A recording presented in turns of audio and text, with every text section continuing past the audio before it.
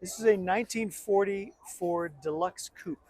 About 30 years ago, I saw it in a parking lot in maybe 30 miles outside of LA, and not this one, but one like it. And I just fell in love with the shape of it, the curves of it. I just thought it was a work of art, and I said, I'm going to own one of those one day. When you look at anything of beauty, can you explain why it touches you? I don't know. I love the curves of it. I love the bulbous trunk area. I love. I mean, I've seen these cars that have been kept very stock. Mine has some hot rod touches. It's been raised in the back a little bit, lowered in the front a little bit, and the tires are a little fancy. No, it's just something about it just looks badass to me.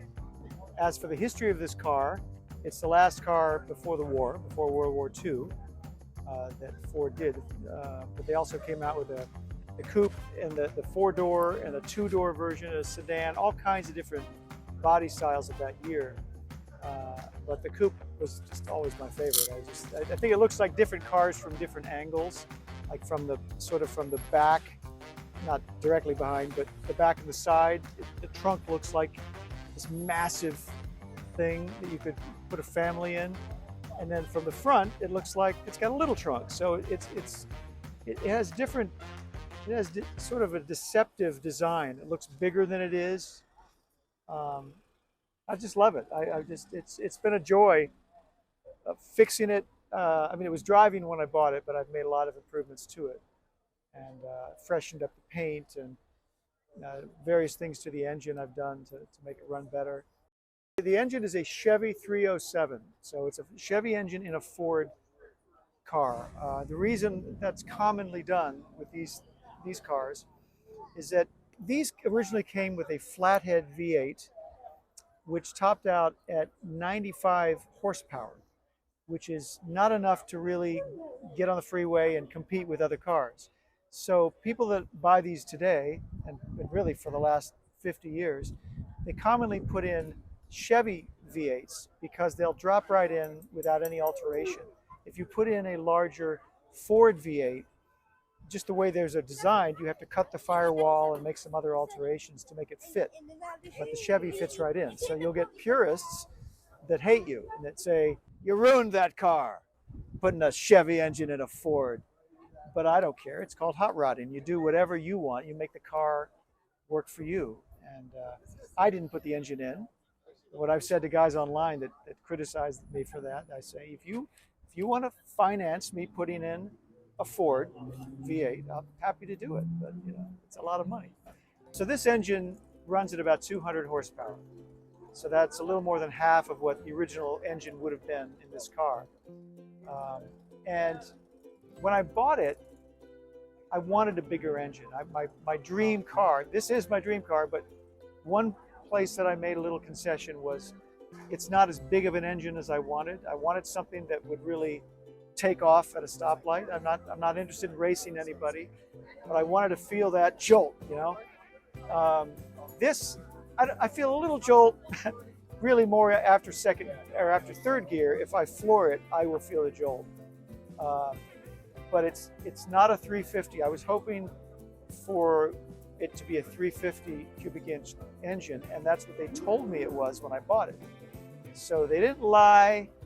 They just didn't know, because it's really, you can only know if you find the serial number on it that's covered in grease. You gotta clean off the serial number, and then you got to research on the internet, and I found out it was a 307.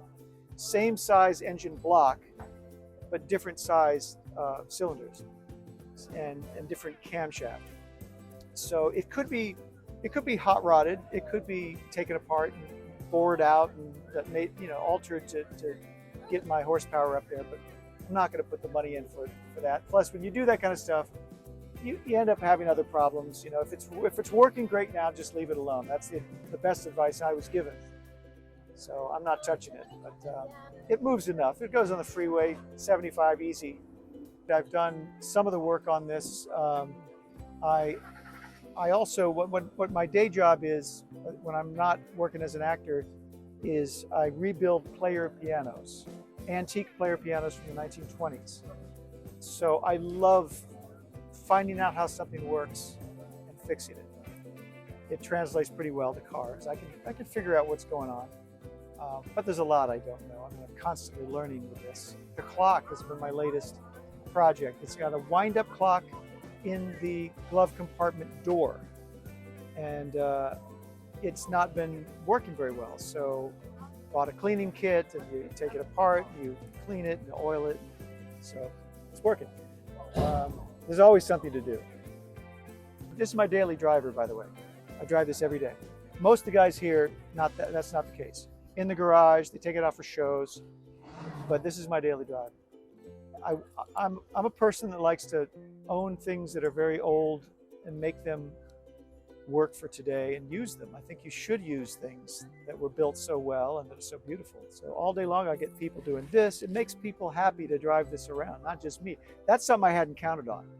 I thought this would be something I'd enjoy, my wife would enjoy, but I didn't count on it being a happiness machine, because as I drive around, I kid you not, it's people rolling their windows down. Hey, what year is that? You know, my dad had one of those. You know, I get stories and the lights changing. I gotta go, but they still want to talk about it. Added a lot to my life to have this car.